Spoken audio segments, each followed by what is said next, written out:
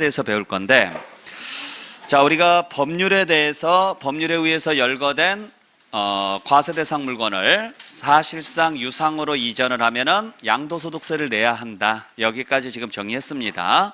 그러면 양도소득세는 두 종류로 나누어져요. 다시 비과세가 되는 경우와 과세가 되는 경우로 나누어지는데, 비과세나 과세를 판단할 때 꼭 알아야 되는 게 양도 및 취득식이에요.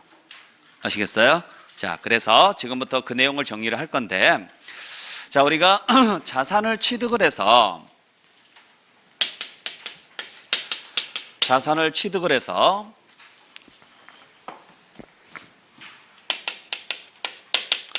가지고 있다가 언젠가는 이걸 뭐 할까요?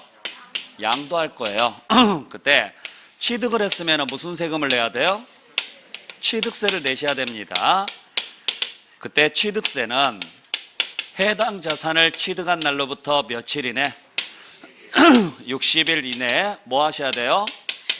신고하고 납부하셔야 돼요. 안 하면 당연히 뭐가 추가돼서 나온다?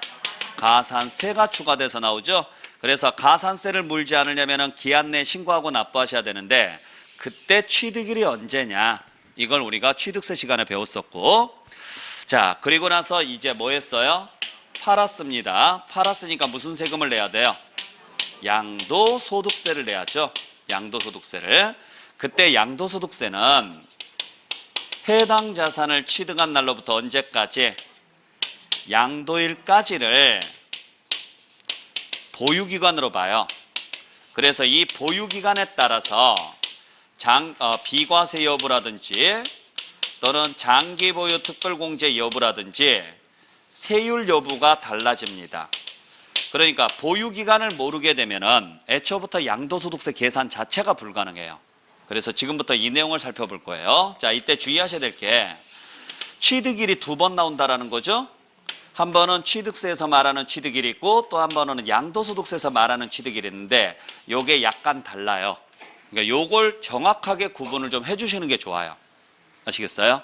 자, 그러면 우리가 취득할 수 있는 방법은 여러 개가 있습니다. 유상으로 취득할 수도 있고, 무상으로 취득할 수도 있고, 원시로 취득할 수도 있고 등등등. 반대로 양도는요, 유상 이전만 양도죠. 그죠? 자, 그래서 유상으로 취득해서 팔았거나 또는 무상으로 취득을 해서 팔았거나 또는 원시로 취득해서 팔았거나 등등등에 대해서 간략하게 정의를 할 건데, 자, 일단 제일 먼저 유상으로 취득을 해서 유상으로 팔았다면 언제가 취득일이냐 양도일이냐. 자, 교재 보시면 일반적인 경우는 언제라고 돼 있어요? 대금을 청산한 날이라고 돼 있어요. 대금을 청산한 날. 아셨죠? 단 대금 청산일이 분명하지 않으면 무슨 날로 가고요? 등기 등록 접수일 또는 명의개서일 이렇게 돼 있죠? 그냥 줄여서 등기 접수일이라고 하셔도 되고, 또는 대금 청산 전에 등기를 했대요. 그때도 무슨 날로 가요? 등기 접수일로 갑니다. 자, 그래서 일반적인 경우에는 대금 청산일로 한다. 다만 대금 청산일이 분명하지 않으면 무슨 날로 간다? 등기 접수일. 대금 청산 전에 등기를 했어도 등기 접수일입니다. 자, 취득세랑 비교를 좀 하셔야 되는데, 박스 안에 취득세 적어놨죠? 취득세는 두 개로 나누어요. 계약상 잔금 지급일로 갈 거냐, 사실상 잔금 지급일로 갈 거냐, 이렇게 구분합니다. 그리고 계약상 잔금 지급일이 명시되지 않으면 그때는요, 계약일로부터 60일이 경과된 날인데, 양도소득세는 이렇게 구분 안 한다고요. 양도소득세는 계약상 잔금 지급일이든 아니든 상관없어요. 아셨어요? 무조건 무슨 날로 가는 거예요? 대금 청산한 날로 한다, 이렇게 보셔야 돼요. 자, 그러니까 이런 구조죠. 자, 자산을 취득을 했는데 매매로 산 거예요. 매매로 사서 나중에 가서 이 자산을 팔아요. 역시 매매로 판다라고 가정을 했었을 때, 자, 매매 계약을 체결을 하고 중도금을 수령을 하고 중도금을 지급을 하고 나중에 잔금을 치를 겁니다. 마찬가지죠. 팔았을 때 매매 계약을 체결을 하고 중도금을 수령을 하고 잔금을 수령할 거예요. 자, 그러면 일단 취득일은 언제라는 거예요? 이날이라는 거예요. 이날. 양도일도 언제고? 이날이라는 거예요. 당연한 이야기잖아요. 잔금을 치러야 취득이 될 것이고 잔금을 받아야 양도가 되니까. 근데 잔금일이 두 개가 있다라는 거죠. 하나가 계약서에 나와 있는 날짜가 있고 또 하나가요, 실제 날짜가 있는데 요게 달랐을 때가 문제예요. 계약서에 나와 있는 날짜와 실제 잔금 날짜가 다르다면 어떻게 할 것이냐, 이 문제가 생기는데, 기본적으로 일단 무슨 세금부터 내셔야 돼요?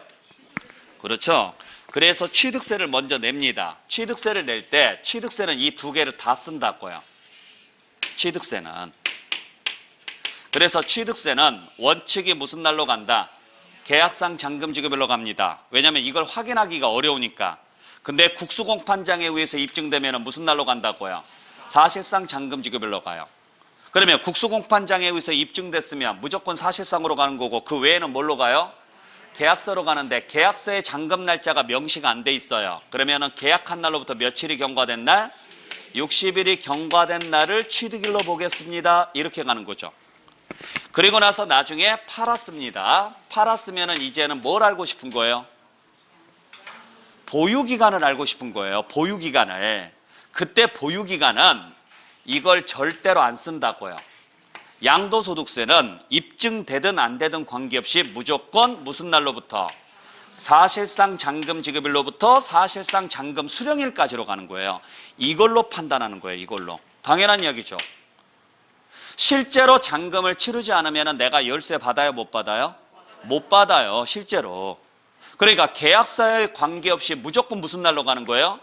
사실상 잔금일로 가는데, 취득일은 사실상 잔금 지급일이고 양도일은 사실상 잔금 수령일이에요. 이걸 두 개를 다 쓰기가 귀찮으니까 그냥 뭐라고 표현하는 거예요? 대금을 청산한 날입니다. 이렇게 표현을 하는 거죠. 대금을 청산한 날입니다. 그러면 여기에는 국수공판장이 아닌 경우도 들어간다는 소리죠? 양도소득세에서는 얘를 안 쓰니까. 그러면 국수공판장이 아닌 경우는 대금 청산일이 분명하지 않을 수도 있잖아요. 모를 수도 있죠? 그때는 계약상으로 가는 게 아니라 그냥 무슨 날로 간다고요? 등길로 가서 이렇게 보유기간을 잡겠습니다. 이야기예요. 그래서 양도소득세에서는 무조건 무슨 날로 가는 거예요? 대금 청산한 날. 그때 대금 청산한 날이라는 것은 무슨 날을 말하느냐? 가로 안에 나와 있는 것처럼 계약상이 아니라 실제 대금을 주고받은 날이라고요. 그러니까 실제 대금을 준 날이 무슨 날이에요? 취득일일 것이고 실제 대금을 받은 날이 양도일일 것입니다. 이야기예요. 무슨 말인지 아셨어요? 네. 꼭 정리를 하셔야 됩니다. 그리고 대금 청산일이 분명하지 않으면 계약상으로 가는 거 아니에요. 그냥 뭘로 가요? 등길로 가고, 취득세든 양도소득세든 다 똑같습니다. 취득세든 양도소득세든 만약에 잔금 전에 등기가 먼저 들어와요. 잔금 전에 등기가 먼저 들어오면 무조건 등길로 가는 거예요. 그러니까 취득세도 먼저 등기가 되면 등길로 가요. 양도소득세도 먼저 등기가 되면 무슨 날로 가는 거고? 등길로 가는 거고. 그래서 취득세하고 양도소득세를 약간 구분을 좀 하셔야 되는데, 자, 취득세는 지금 시점이죠. 지금 취득하고 있는 중이다 보니까 일일이 언제 잔금을 치렀는지 확인하는 게 어려워요. 정부 입장에서. 그래서 그게 귀찮아해서 뭘 내라고 하는 거예요? 그냥 계약서만 내세요. 근데 국수공판장에 의해서 입증되면 당신이 신고하지 않더라도 내가 알고 있으니까 그때는 그냥 사실상으로 가겠습니다. 이렇게 가는 거고, 양도소득세에서는 보유기간을 따져야 되니까 당신은 계약서 필요 없습니다. 계약서에 잔금 치르지 않았으면 당신 취득 못하는 거 아닙니까? 그러니까 실제 잔금을 치른 날부터 보유기간을 기산하겠습니다. 그래서 무조건 대금 청산일로만 따진다고요. 아시겠어요? 그러니까 양도소득세에서 바라보는 입장과 취득세에서 바라보는 입장이 달라야 돼요. 정확하게 구분해 주셔야 돼요. 자, 근데 그게 하나가 더 들어갑니다. 수용이 들어가요. 자, 수용이 되면, 수용도 유상거래죠? 근데 우리가 수용에 의해서 취득할 수 있어요? 여러분들이? 아니죠. 우리 입장에서는 수용은요, 양도밖에 없죠? 그러면 수용은 언제가 양도일이냐? 똑같아요. 유상거래니까 무슨 날이 나와야 되느냐? 대금 청산일이 그대로 따라와야 돼요. 그리고 등기 접수일이 따라와야 돼요. 자, 일반적인 경우 다시 보세요. 일반적인 경우는 원칙이 무슨 날로 간다? 대금 청산일이고, 대금 청산일이 분명하지 않거나 대금 청산 전에 등기했으면 무조건 등기 접수일이죠. 결국에는 둘 중에 빠른 날이에요. 대금 청산일과 무슨 날 중에서? 등기 접수일 중에서 빠른 날입니다. 수용도 똑같이 간다고요. 대금 청산일과 등기 접수일 중에서 빠른 날인데 수용은 여기 하나 더 집어넣는 거예요. 무슨 날짜가? 수용 개시일이 하나 더 들어가는 거죠. 그래서 요 세 개 중에 어떤 날? 빠른 날로 간다. 그렇게 가셔야 돼요. 자, 그래서 주의하셔야 될 게 수용이 나왔을 때 수용 개시일로 한다 그러시면 안 돼요. 왜냐하면 수용되기 전에 보상금을 먼저 받을 수도 있고 수용 당하고 나서 보상금을 받을 수도 있어요.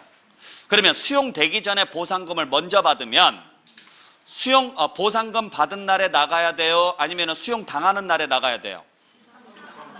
그렇죠. 예를 들어서 수용되기 전에 보상금을 먼저 받았다고요. 그러면 언제 나는 이 집을 비워줘야 돼요? 그렇죠. 보상금 받은 날 나는 집 비워줘야 될 거 아니에요. 보상금 받았으니까. 그때는 대금 청산일이 양도일이 돼야죠. 근데 반대로 수용을 당하고 나서 보상금을 받아요. 그럼 나는 언제 쫓겨났어요?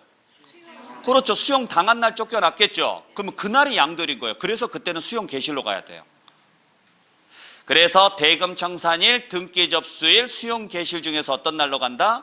빠른 날로 가는 거고. 자, 장기할부도 좀 주의하셔야 되는데 장기할부 조건에 의해서 취득했거나 양도했을 때는 언제냐면 등기 접수일이나 인도일이나 사용수익일 중에서 빠른 날이라고 해요. 이걸 취득세에서는 뭐라고 표현하느냐면 연부취득이라고 표현합니다.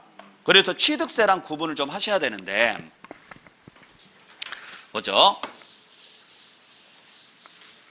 예를 들어서 취득을 했어요. 취득을 했는데 5년 연부로 취득을 했다라고 가정을 해요. 이걸 양도소득세에서는 뭐라고 표현해요? 장기할부라고 이야기를 합니다. 그러면 연부계약을 체결한 다음에 1회 연부금 지급을 하고 2회 연부금 지급하고 쭉 해서 마지막 잔금을 치를 거예요. 요게 총 몇 년 걸렸다? 5년 걸렸다고요. 그러면 취득세는 언제 내라고요? 매회 연부금 지급할 때마다 취득세를 내라고요. 매회 연부금 지급할 때마다. 왜? 빨리 걷고 싶으니까. 잔금까지 기다렸다가는 몇 년 기다리게 생겼어요? 5년 기다리게 생겼어요. 그렇게는 못 기다린다. 그러니까 뭐 할 때마다? 연부금을 지급할 때마다 취득세 내십시오 해서 취득세에서는 언제가 취득일이다? 사실상 연부금 지급일이 취득일이라고요. 사실상 연부금 지급일이. 잔금 지급일이 아니라. 그러니까 사실상 연부금 지급일이라는 것은 매회 연부금을 뭐 할 때마다? 지급할 때마다. 연부금이라는 말이 무슨 말이에요? 매년 지급하는 금액이라고. 매년. 그죠? 할부금이라고요. 할부금. 할부금을 줄여서 연부금이라고 하는 거예요. 바꿔서. 그러니까 매년 돈을 지급할 때마다 취득세 내라고요. 자, 그렇게 해서 취득세를 냈습니다. 그 다음은 이제 팔았습니다. 팔았으니까 뭘 알고 싶은 거예요? 이제 내가? 보유기간을 알고 싶은 거잖아요. 그러면 진짜 쪼개서 샀어요? 아니잖아요. 예를 들어서 자동차를 36개월 할부로 사면 진짜 36등분해서 사냐고요. 1회 할부금 냈을 때 핸들 하나 받고 2회 할부금 넣었을 때 타이어 하나 받고 이렇게 받아요? 아니죠. 차는 한꺼번에 받죠? 그러니까 양도소득세 입장에서는 너 물건 한꺼번에 받은 거 아니냐. 그래요. 한꺼번에 받았어요. 그 한꺼번에 받은 날이 이 날은 아닐 거라는 거예요. 그래서 무슨 날이 안 나와요? 대금 청산일이라는 말이 나올 수가 없다고요. 할부에서는. 왜? 그 전에 받았을 거니까. 그 전에. 그러면 그 전에 받은 날은 언제입니까? 등기가 되거나 인도를 받거나 사용수익한 날에 받은 날로 보겠습니다. 그래서 보유기간을 여기서부터 잡아준다 이야기예요. 한꺼번에 받았을 거니까. 그래서 장기할부에서는 일단 첫 번째 대금 청산일이라는 말이 안 나온다. 아셨죠? 자, 그래서 등기를 하거나 인도를 하거나 또는요 사용수익한 날 중에서 어떤 날? 빠른 날로 갑니다. 보유기간을 계산하기 위해서예요. 매회 할부금을 지급할 때라고 하시면 안 되고. 그래서 여러분들이 개념을 잘 생각하셔야 돼요. 자, 취득세는 지금이죠. 지금 내가 취득하고 있는 거죠. 그러니까 취득세는 지금 내가 진행 중이라고요. 진행 중인데 정부 입장에서 기다려준다, 못 기다려준다? 못 기다린다고요. 그러니까 그때그때 내라고요. 대신 양도소득세에서 바라볼 때는 이미 취득이 끝난 거죠. 끝난 거니까 날짜 하나만 잡자고요. 그 하나를 어느 날로 잡을 거냐? 그게 대금 청산일은 아닐 것이다. 이렇게 보는 거죠. 아시겠죠? 그래서 등기를 하거나 인도를 하거나 또는 사용수기한 날 중에서 빠른 날인데, 자, 다시 한번 정리합니다. 이렇게 보시면 돼요. 원칙은 무슨 날? 대금 청산일이다. 근데 대금 청산일이 분명하지 않으면 등기 접수일로 간다. 그래서 앞자만 따서 대등 중 빠른 날. 근데 수용일 때는 그 대등에다가 뭘 하나 더 집어넣으라고요? 수를 하나 더 집어넣으라고요. 그래서 대등수 중에서 빠른 날이에요. 근데 장기할 보면은 대금 청산일이 나올 수가 없다고요. 왜? 대금 청산일 전에 받았을 거니까. 그러니까 등기 접수일이 따라와야 되고 수용은 아니니까 수는 못 따라오죠. 그러니까 인도일이나 사용 수익일이 따라와야 된다고요. 됐나요? 네. 정 안 되면 수용하고 장기할부는 무조건 어떻게 외우라 그랬어요? 3개. 날짜 안 외워도 좋습니다. 무조건 날짜는 몇 개 나온다? 3개 나온다는 것 정도는 기억을 해주세요. 정 안 되면 더 이상 양보 못 해요. 하여간 수용하고 장기할부가 나왔다. 그러면 무조건 날짜는 몇 개 나와야 된다? 3개 나와야 돼요. 그 3개가 뭔지 몰라도 좋으니까. 그래서 무슨 날, 무슨 날, 무슨 날, 무슨 날, 무슨 날, 중 어떤 날, 빠른 날 이렇게만 나오면 되고, 만약에 그냥 무슨 날로 한다. 그러면 다 틀린 문장. 수용하고 장기할부 나왔다. 무조건 몇 개 나온다? 3개. 그 3개가 뭔지까지 알아주시면 더 감사하고, 모르겠다. 그러면 날짜, 세 날짜 나오고, 날짜 3개가 주어졌으니까 무조건 뒤에는 무슨 날짜가 나오고, 빠른 날이라는 단어가 나올 거고, 그렇게만 확인해 주셔도 되고. 무조건 시험 문제 나오니까 이거 꼭 기억을 하시길 바랍니다. 자, 그 다음에 두 번째, 무상취득일 때 상속은 언제가 취득일이냐면은 상속 개시일이고, 증여는 언제가 취득일이에요? 증여 받은 날입니다. 증여 받은 날. 아셨어요? 자, 그때 한 가지 좀 주의하셔야 될 게, 상속은 취득세든 양도소득세든 다 언제부터 보유기간을 계산을 해요? 상속 개시일로부터요. 상속 개시일. 취득세도 똑같아요. 단 양도소득세에서 단서가 하나 붙어요. 세율 계산할 때, 다음 시간에 말씀드리겠지만 세율 계산할 때만 피상속인이 취득한 날로부터 가요. 세율 계산할 때만. 그래서 요거 다음 시간에 정리를 해드리겠지만은, 보세요. 자산을 취득을 해서 가지고 있다가 이분이 사망함으로 인해서 상속이 됐고, 그걸 나중에 팝니다. 그랬을 때 우리가 지금 알고 싶은 것은 어느 시점에? 양도 시점에 뭘 알고 싶은 거예요? 보유기간을 알고 싶은 거죠? 그때 보유기간은 여기서부터 잡는 게 원칙이라고요. 그래서 무슨 날로부터? 상속 개시일로부터예요. 근데 여기서부터 잡아주는 경우가 있다고요. 요게 세율 계산할 때예요. 세율 계산할 때. 그 이유는 다음 시간에 말씀드릴 테니까 이렇게만 알고 계시라고요. 자, 증여도 마찬가지입니다. 증여도 자산을 취득을 해서 증여를 해주고 이를 증여받아서 팔았을 때 우리는 어느 시점에? 양도 시점에 뭘 알고 싶은 거다? 보유기간을 알고 싶은 건데, 그때 증여였을 때 보유기간은 증여받은 날로부터 계산한다고. 증여받은 날. 증여를 받은 날이니까 누가 취득한 날? 수증자가 취득한 날이에요. 근데 여기서부터 잡아주는 경우가 있어요. 보유기간을 계산할 때. 그게 2월 과세라는 거예요. 그것도 다음 시간에 정리를 해드릴 거예요. 그리고 하나 더 주의하셔야 될 게, 증여는 취득세하고 달라집니다. 증여는 취득세에서는 언제가 취득일로 돼 있어요? 계약일에 취득한 걸로 봐요. 하지만 양도소득세는 계약일이 아니라 언제예요? 증여받은 날인데, 자, 상식적으로 한번 생각을 해볼게요. 승계취득 중에서 계약 없이 승계되는 게 딱 하나밖에 없어요. 그게 뭐예요? 상속이에요. 그래서 상속에만 계약이라는 글자가 안 들어가요. 그러면 상속을 제외한 나머지는 다 계약에서 승계가 되죠? 그러면 증여도 따지고 보면 계약이 있어야 돼요, 없어야 돼요?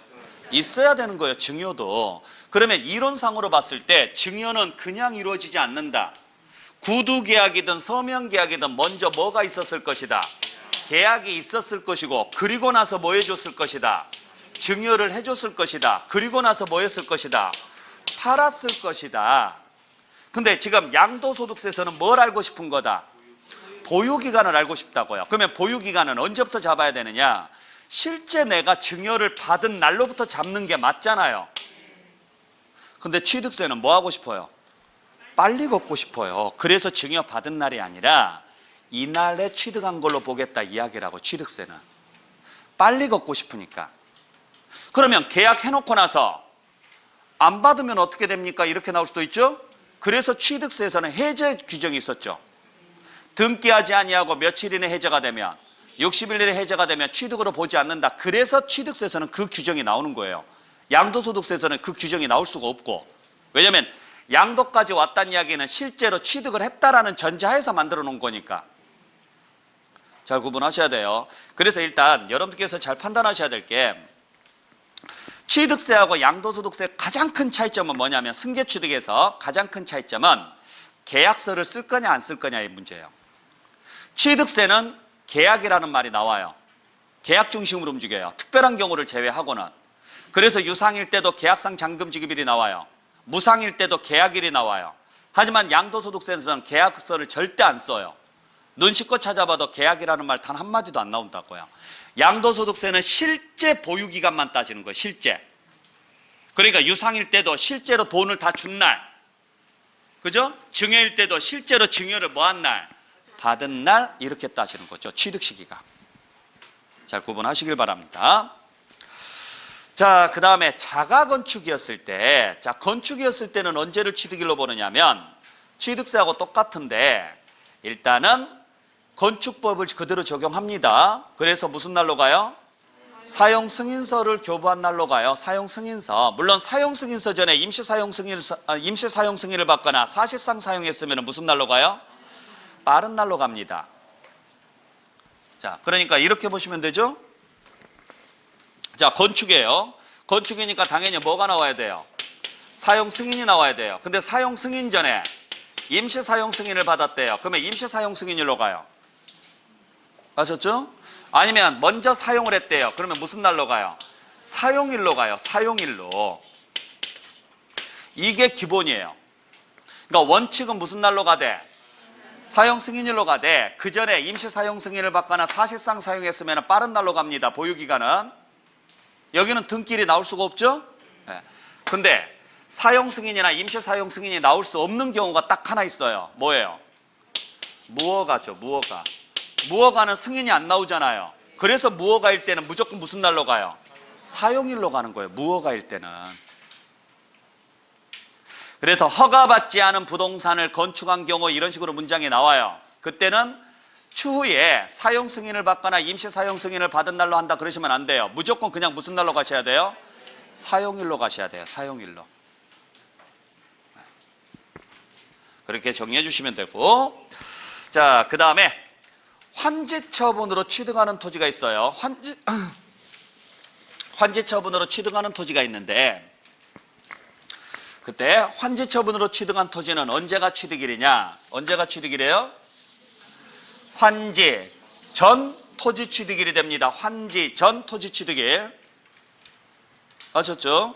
단 증가나 감소자가 들어가요. 증가나 감소. 그러면 반드시 무슨 글자가 따라와야 돼요? 다음 날짜가 나와야 돼요. 자, 그러니까 보세요. 토지를 취득을 해서 가지고 있다가 도시개발 사업에 의해서 환지로 바꿨어요. 환지로 받았어요. 그걸 다시 팔아요. 그걸 다시. 자, 그러면 우리는 지금 양도 시점에 뭘 알고 싶은 거예요? 보유기간을 알고 싶은 건데, 환지받은 토지는, 자, 예를 들어서 2016년도에 취득을 해서 2021년도에 환지를 받았고 이걸 2022년도에 팔았다. 그러면 환지받은 토지는 새로운 토지다 아니다? 아니죠. 그러니까 환지받은 토지는 여기서부터 보유한 걸로 잡아줘야 되지 않느냐 이야기예요. 그래서 무슨 글자가 나와요? 전, 이렇게 나오는 거예요. 환지 전. 아시겠어요? 근데 환지 받으면서 증가분이 생겼어요. 그러면 이 증가분은 새로운 취득이죠? 증환지가 됐다는 소리잖아요. 그러면 이건 보유기간을 어디서부터 잡아야 돼요? 여기서부터 잡아야죠.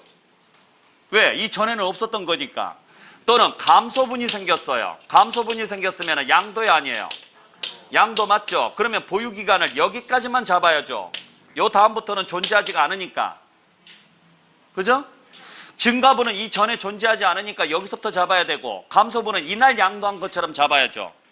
그러면 요 증가나 감소는 언제 취득 또는 양도한 걸로 봐야 돼요? 환지를 뭐한 날? 받은 날. 환지를 받은 날에 취득 또는 양도한 걸로 봐야 되잖아요. 그러면 공법 시간에 배우셔서 아시겠지만 환지에 대한 소유권은 언제 들어오냐고요? 그래요. 공고하고 나서 다음 날 들어와요. 소유권이. 그래서 환지처분 공고일에 무슨 날? 다음 날 취득 또는 양도한 것으로 본다. 이렇게 가시라고요. 무슨 단어가 보이면? 증가나 감소자가 보이면. 증가나 감소자가 보이면. 이해되셨어요? 근데 증가나 감소자가 안 보여요. 그러면 처음으로 돌아가야 되니까 환지 전이라고 하셔야 되고, 환지 전. 개념을 알고 접근을 하셔야 돼요. 자, 그 다음에 완성 또는 확정되지 않았대요. 이건 글자 그대로 가시면 돼요. 완성 또는 확정되지 않았으면 언제가 취득일이냐?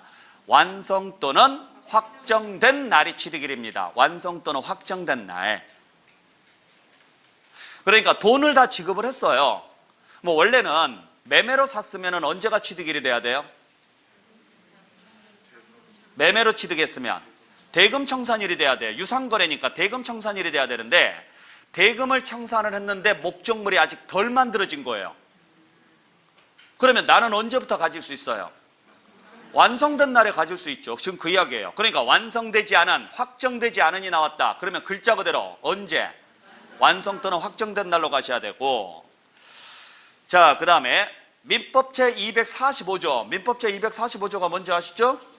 점유입니다. 점유. 자, 점유로 취득했을 때는 언제가 취득일이다? 점유 개시래요. 꼭 기억하셔야 돼요. 자, 이것도 주의하셔야 될 거. 취득세랑 비교하셔야 돼요. 취득세는 언제가 취득일? 등기일이에요. 등기. 자, 그러니까 점유를 시작을 해요. 점유를 시작을 해서 민법상 시효가 완성이 됐어요. 민법상 시효가 완성이 됐고 법원의 판결을 받아서 등기를 했어요. 그리고 나서 얘를 팔아요. 자, 우리는 지금 어느 시점에? 양도 시점에 뭘 알고 싶은 거예요? 보유기간을 알고 싶은 거예요. 그러면 나는 언제부터 가지고 있었냐고요? 그래요. 나는 이때부터 가지고 있었잖아요. 실제 이때부터 가지고 있었으니까 내게 된 거죠. 그래서 보유기간은 언제부터 잡는다? 점유를 개시한 날로부터 잡는 거예요. 보유기간을. 그러면 문제는 취득세는 언제 내야 되느냐 이야기예요. 취득세는. 자, 취득세는 지금 진행 중인 거잖아요. 내 입장에서. 그러면 여기까지 완성이 됐습니다. 시효가 20년이나 10년이 지나서 완성이 됐어요. 그렇다고 해서 완벽하게 내게 되는 게 아니죠. 내게 되려면 뭘 해야 돼요? 그래서 취득세는 이때 내라고 해요. 이때 취득세는. 그래서 취득세를 내고 뭐 하신 다음에? 취득세를 내고 등기를 한 다음에, 등기를 해야지만 처분이 가능하니까 민법 제187조에 의해서 점유하고 상속은 원래 등기하지 않아도 되지만 처분하기 전에는 등기를 해야 된다. 그러면 등기할 때 세금을 내야 되는데 그것 때 무슨 세금을 내라? 취득세를 내라고요. 취득세를. 그래서 취득세는 언제가 취득해? 등기일입니다. 시효 완성된 날이 아니라. 그리고 양도소득세에서 보유기간은, 양도소득세에서는 뭘 알고 싶은 거고? 보유기간을 알고 싶은 거니까 보유기간은 언제부터? 점유를 개시한 날로부터 잡아주라는 이야기고. 참고로 이때 취득세 몇 프로인지 아세요? 몇 프로일 것 같아요? 왜? 이거 무슨 취득? 원시 취득이에요. 원시 취득이니까 몇 프로? 2.8%죠. 원시 취득은 38선. 우리나라 땅 분할해서 원시 상태로 보존한다. 분할이 3, 원시가 8. 그래서 8 더해서 2.8%. 참고로 알고 계시고. 자, 그 다음에 7번에 법원의 무효 판결로 인해서 환원된 자산이라고 나오죠. 자, 무효로 인해서 환원됐다라고 나와요. 그러면 언제가 취득일이다? 당초 취득이래요. 이거 꼭 틀리게 내면은 뭐라고 내느냐? 환원된 날이라고 내요. 환원된 날. 그러면 틀린 문장이죠. 자, 이것도 마찬가지. 부동산을 취득을 해서 가지고 있다가 팔았어요. 팔았는데 가장매매를 한 거예요. 가장매매. 그러면 가장매매면 민법상 무효사유 맞죠? 그래서 이게 다시 환원이 된 거예요. 다시 환원이 돼서 그걸 다시 팔았어요. 환원이 돼서 무슨 사유로? 무효 사유로. 그러면 지금 내가 알고 싶은 것은 어느 시점에? 양도 시점에 뭘 알고 싶다? 보유기간. 그러면 나는 언제부터 가지고 있었던 걸로 보느냐? 환원된 날로부터 가지고 있었다? 아니라고요. 왜? 무효면 애초부터 거래가 없었던 걸로 봐야 되니까. 처음부터 안 판 걸로 봐야 된다고요. 그러니까 언제부터?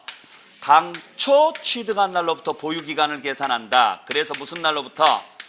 당초 취득일로부터 이렇게 표현한다고요. 당초 취득일로부터. 구분할 수 있겠죠? 정확하게 여러분들께서 알고 계시길 바랍니다.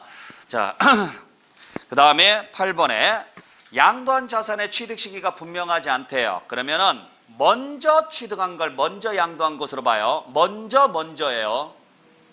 그러니까 이게 무슨 말이냐면 그냥 간단하게 이해만 하세요. 이 부분이 시험 문제 나올 가능성은 거의 없으니까.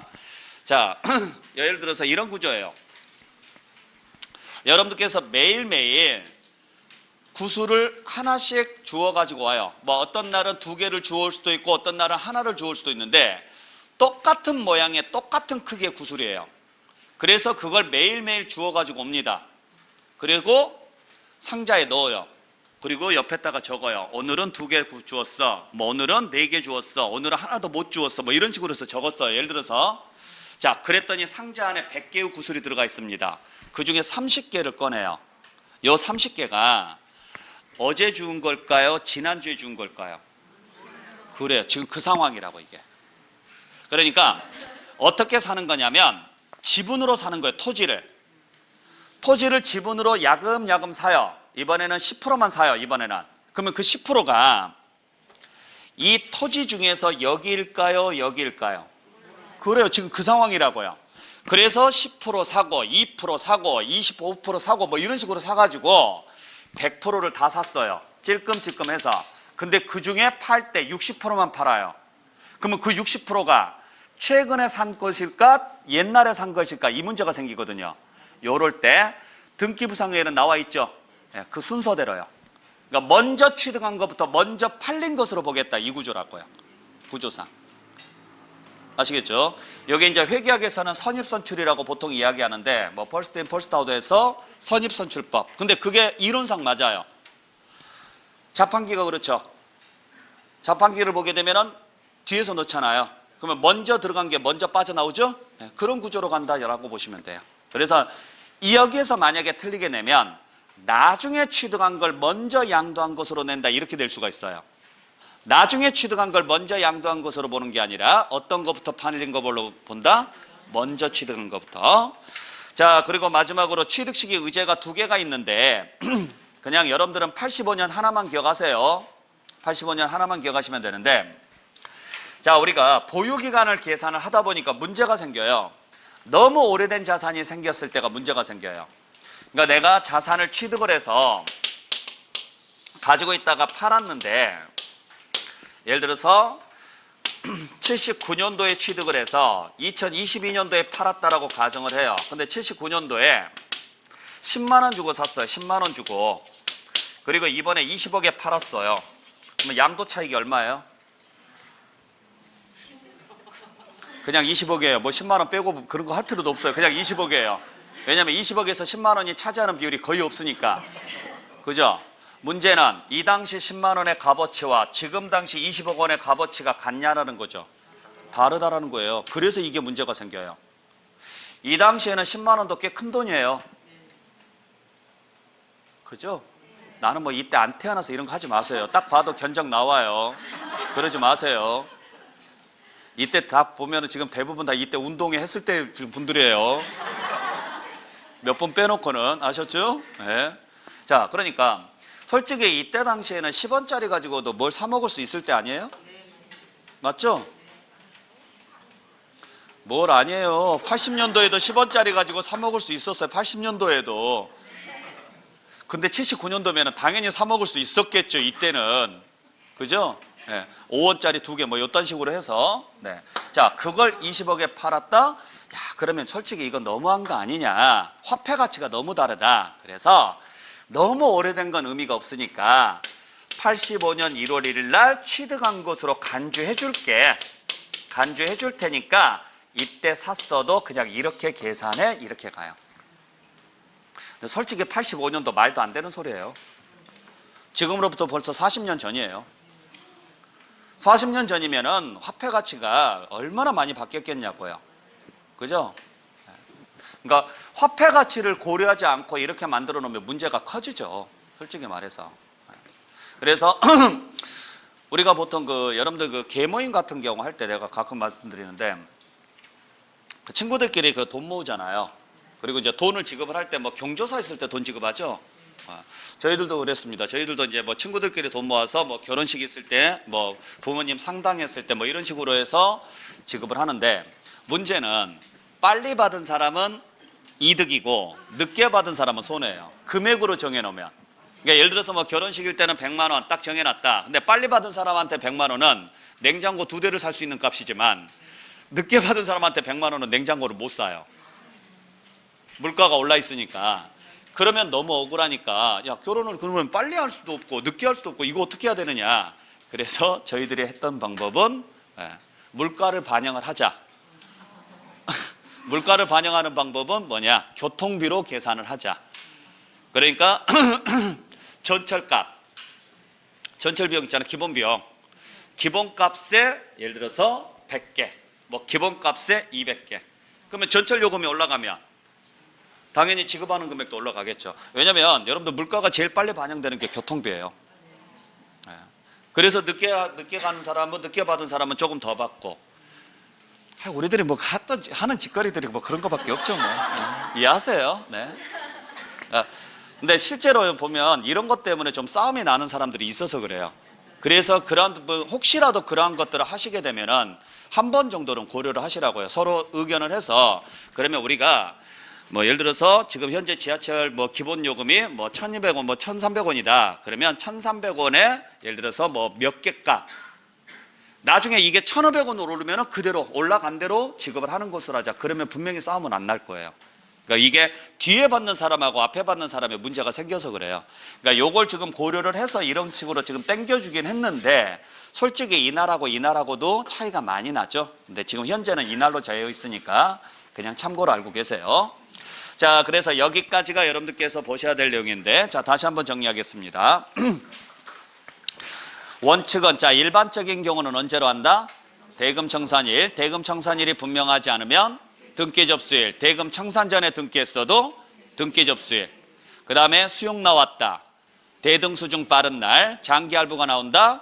등인사 중 빠른 날. 상속은 상속 개시일. 증여는 증여 받은 날. 일단 기본 타이틀은 정확히 외우고 계셔야 돼요. 그 다음에 자가건축은 사용 승인서 단 허가받지 않았으면 사용일. 그 다음에 완성 또는 확정되지 않았으면 완성 또는 확정된 날. 환지 처분이 나오면 환지 전. 근데 증가 또는 감소자가 나오면 다음 날. 민법 제245조가 나오면 점유개시일. 무효가 나오면 당초 취득일. 양도자산의 취득 시기가 분명하지 않으면 먼저 그 다음에 취득 시기 의제는 85년 딱 그렇게만 정리하시라고요. 자, 다시 한 번만 갈게요. 일반적인 경우는 언제다?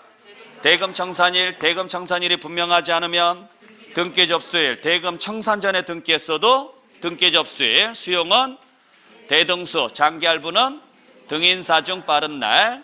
아셨죠? 그 다음에 상속은 상속개시일. 증여는 증여받은 날. 자가건축은 사용승인서 허가받지 않았으면 사용일. 완성 또는 확정되지 않았으면 완성 또는 확정된 날. 그 다음에 환지 처분은 환지 전. 증가 또는 감소자가 나오면 다음 날. 민법 제245조 점유개시일, 무효, 당초, 취득일. 양도자산의 취득 시기가 분명하지 않다. 먼저 취득 시기 의제 85년. 자, 한 번 더 갑니다. 일반적인 경우는, 자, 책 덮고 따라오세요. 책 덮고. 보고 읽으면 뭐 하냐고요? 그냥 따라오세요. 자, 일반적인 경우는 대금 청산일, 대금 청산일이 분명하지 않으면 등기 접수일, 대금 청산 전에 등기했으면 등기 접수일, 수용은 대등수, 장기할부는 등인사, 상속은 상속개시일, 증여는 증여받은 날, 자가건축은 사용승인서 허가받지 않았으면 사용일, 완성도로 확정되지 않았으면 완성도로 확정된 날, 환지처분은 환지 전 증가 또는 감소자가 나오면 다음 날, 민법 제245조는 점유개시일, 무효는 당초 취득일, 당초 취득일. 양도자산의 취득 시기가 분명하지 않으면 먼저 그 다음에 취득 시기 의제는 85년. 자, 한 번만 더 가겠습니다. 일반적인 경우는 대금 청산일, 대금 청산일이 분명하지 않으면 등기 접수일, 대금 청산 전에 등기했어도 등기 접수일, 수용은 대등수, 장기할부는 등인사, 상속은 증여는 자가건축은 허가받지 않았으면 완성 또는 확정되지 않았으면 환지처분은 증가 또는 감소자가 나오면 민법 제245조는 무효는 양도자산의 취득 시기가 분명하지 않으면 취득 시기 의제는 민법 제245조는 증여는 수용은 장기할부는 무효는 환지처분은 증가 또는 감소자가 붙으면 완성 또는 확정되지 않았으면 자가건축은 허가받지 않았으면 증여는 민법 제245조는 잘하셨어요. 그렇게 하시면 돼요. 보세요. 잘하잖아요. 뭘 고민하고 그래요. 자, 오늘 여기까지 정리하도록 하겠습니다. 자, 고생 많이 하셨고 다음 시간에는 이제 비과세부터 해서 계산구조까지 들어갈게 하셨죠? 네, 자, 여러분들 다음 시간에 뵙겠습니다. 수고하셨습니다.